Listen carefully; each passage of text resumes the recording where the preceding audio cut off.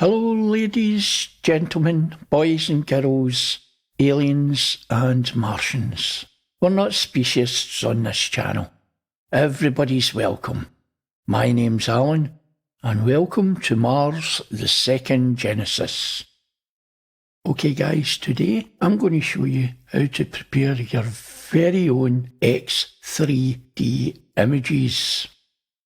In the description you'll find a link, and if you click on it it'll take you to this website, and these here are the Stereo Photomaker download links. And probably the one you want is the top one. Just select the one that applies to your computer and download it. Just click on it, it'll download. So once you've downloaded it, you'll have a RAR file. You just double click on it and it'll open, and you just drag this onto your desktop. Now I've already got it on my desktop, so I'm not going to do that. This is it here. You don't have to install anything. You just double click on it. You'll get this here and just click run. And this is Stereo Photomaker. I'm not going to go into every nook and cranny of the program. I'm just going to show you what you need to know, the basics. So the first thing you want to do is to go to the NASA site and get yourself a stereo pair. Right, that's the first thing you do. Now I've got a stereo pair panorama that's stitched together on my other screen, so I'll just drag it in, and there we go.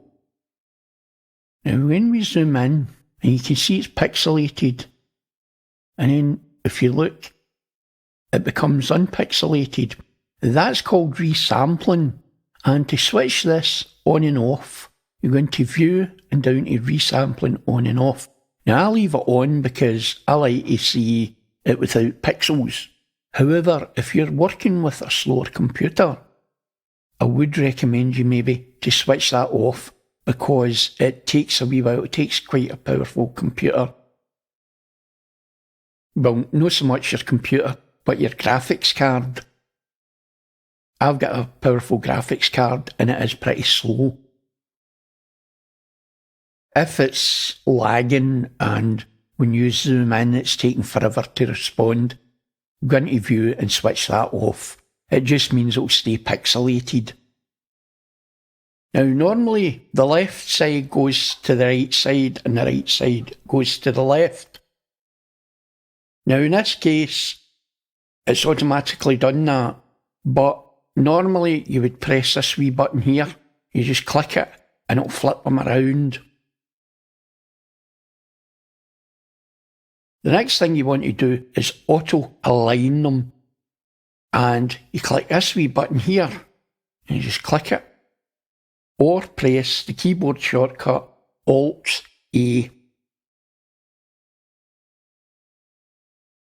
Once it's aligned, you'll see the display will change and you'll get this. Just close that. So now we can look at it and we can see it in X3D.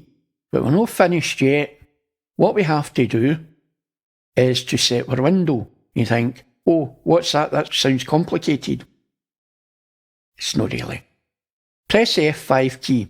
Now what you see here is the same two images, and on the bottom you're seeing a combination of the two, but each one is 50% opaque, and if you zoom in you can actually see that they're not aligned. Now what you want to do is get the bottoms aligned so they overlap, and how you do that is you press your cursor keys, start with your left key, and you'll see the bottom coming closer together. I'll just zoom in a bit for you. You can zoom in by using your scroll wheel on your mouse and it'll zoom in.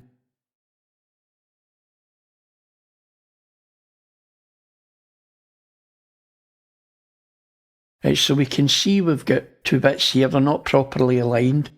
So we just press our key and you'll see them coming together. That's as good as we're going to get. And when you zoom out, you'll see that the bottom is aligned. You see that? But the top is not. And that's what you want. Because the further away they are, the wider apart they should be. Now, if you press the F9 key, that'll get you back to normal viewing.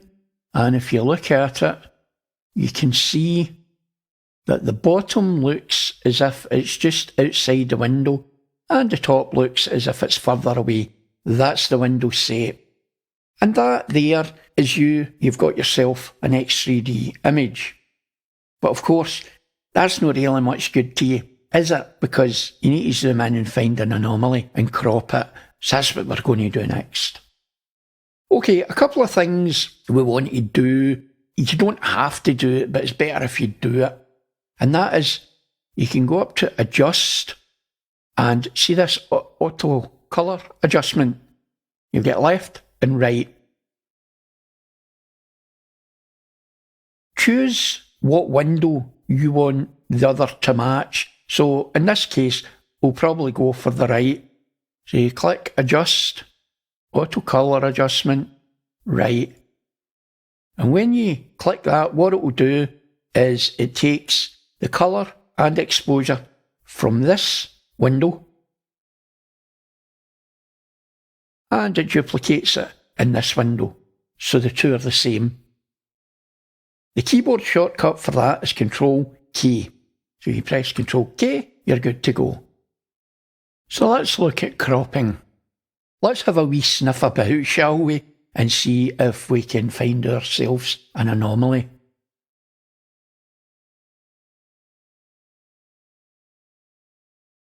Now you zoom in using your scroll wheel.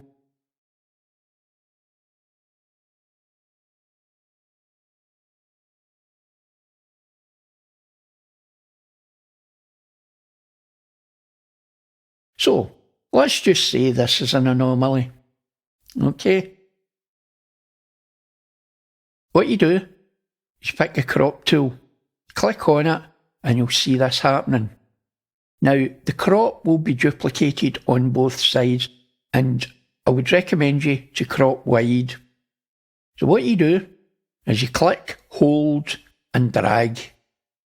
So it covers both anomalies, like that. And then release.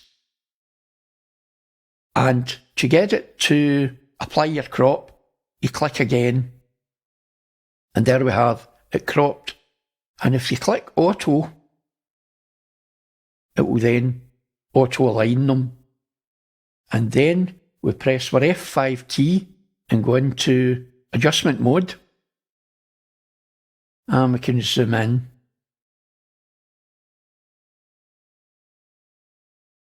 I would recommend you to get something on the bottom, like a rock or something. This sand, you'll not be able to align it. So what I'm going to do is recrop it. Now you can crop it in the adjustment mode.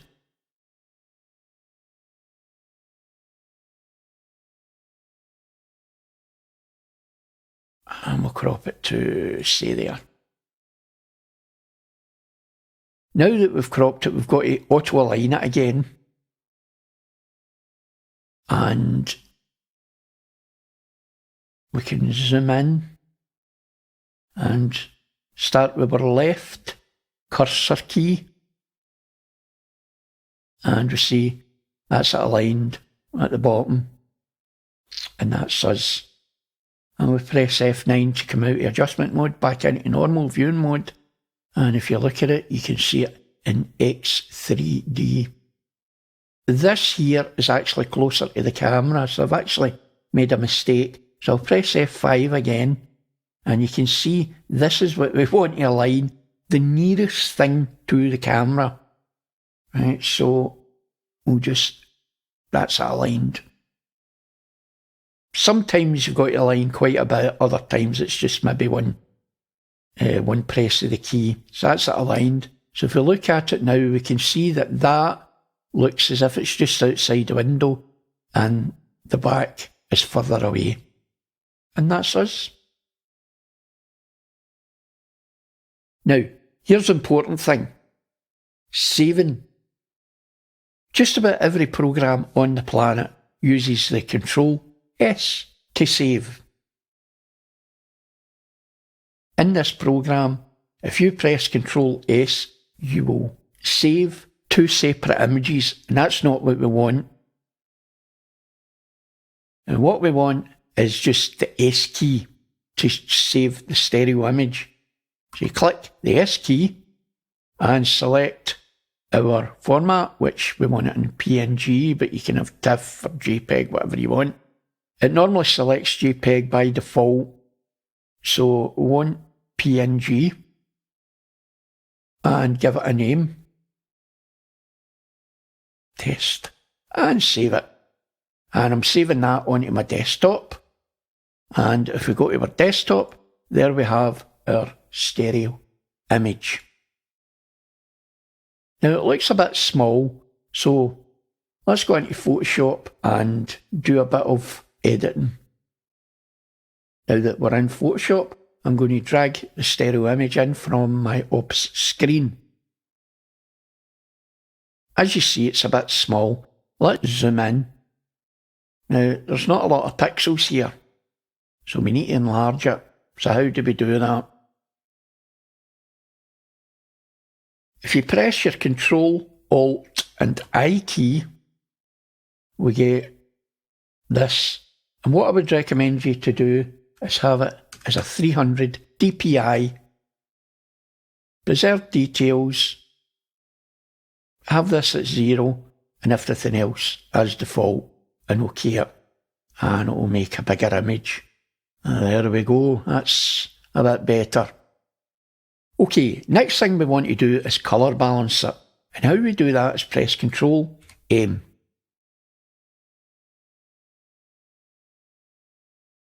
What we want to do is click Options, and it has colour balance mine automatically. But the first time you go into this, you need to set Find Dark and Light Colours, Snap Neutral Midtones, and Save as Defaults. And OK that. Right, that's the first time we go in, so I'm going to cancel out of that. And now those settings are saved as default. We'll press Control M again and click on Options, and it will automatically colour balance the image. OK that, and that's you. You're done. Now, what you could do is go in and open up the shadows a bit. How you do that, press Control L, and this will bring up the levels palette, and just move your gamma slider to the left, and that'll open up your shadows. So that's about right there. And OK that. And that's you done. And all you do is press Control S and it'll save it. Or you can press Control Shift S and save another copy, so you'll have the uncolour balanced image and the colour balanced image. And that's you. Press Control W and that'll close it. Press the X button and close Photoshop. And that's it. But that's you. That's all you do. There's nothing difficult about it. It probably takes you longer to source your stereo images from the NASA site than it does to actually do it. There you go. So as ever, you can leave some comments, or if you've got any questions, put them in the comments below, and catch you in the next video.